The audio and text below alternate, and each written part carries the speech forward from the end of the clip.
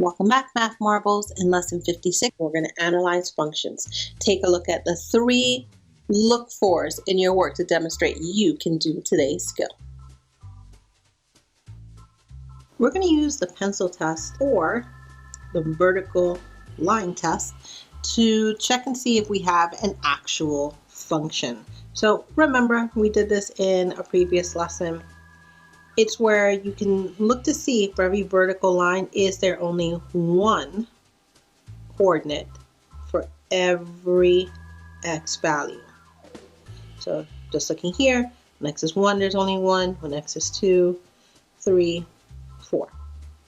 And I can tell just by looking at it as a vertical line test, so this is a function. This represents one. In this problem, we're looking for one that does not represent a function. All right, let's look at the second one as well. We're going to do the same thing. Here's -2, -1, 0. Still just 1 point. 1, 2, 3. So this one is also a function. It passes. Now let's go to C. And boom, at 1, notice you can see 2 points at 1, 1 and 1, 3. So already this fails the vertical line test. This one is not a function. And the same thing happens at 2. So it failed in 2 different places. So what I would do is I would annotate this, and I would literally draw a line so we can see it. And I would put VLT for vertical line test, and the same thing happening over here, VLT, because it failed in those 2 parts. And if I went to the last one, you will see that as I go through the x values, I still only have one coordinate, one y. So 1 input, 1 output.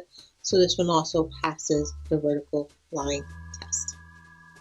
Okay, and that's what you would do. Literally, you could just take a pencil while you're doing this type of problem, and you can run it straight across vertically and see, are there multiple points on any x coordinates. All right, hit pause so you can jot this one down. It'll be quick.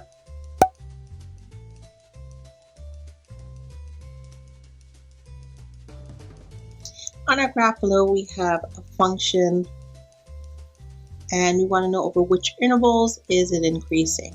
So when I see the word intervals, I'm thinking of sections. And you can notice how our graph is changing. It goes from this to this to this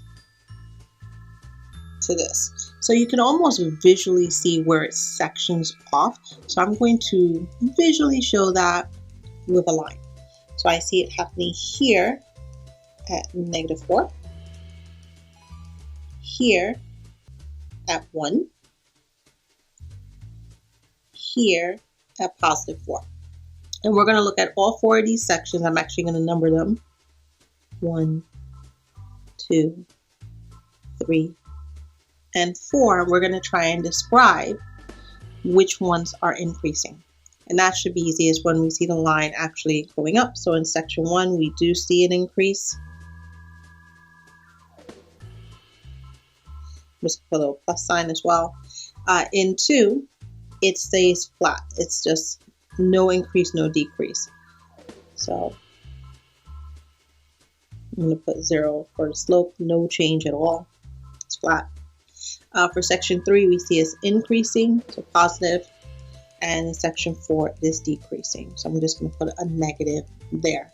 All right, so let's write this out. I'm going to use words for this. Now, as you continue in math, we're going to learn the proper notation for how to name these intervals. But for right now, we're just going to name them using our x coordinates.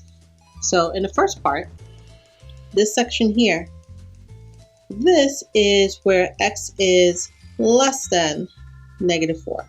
So all of these numbers, here's x, here's -4. So x is less than -4. So let's drop that in.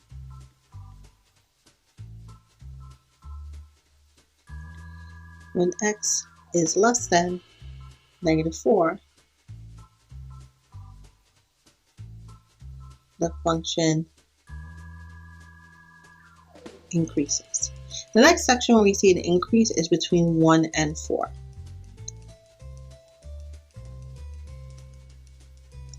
The function also increases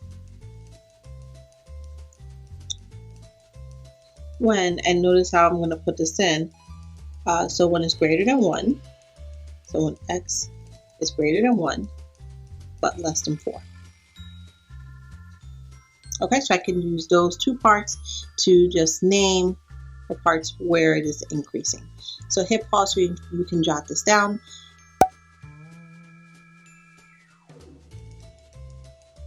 And again, as we increase our abilities in math and get probably into Algebra 1, we'll show the proper notation for naming these increases.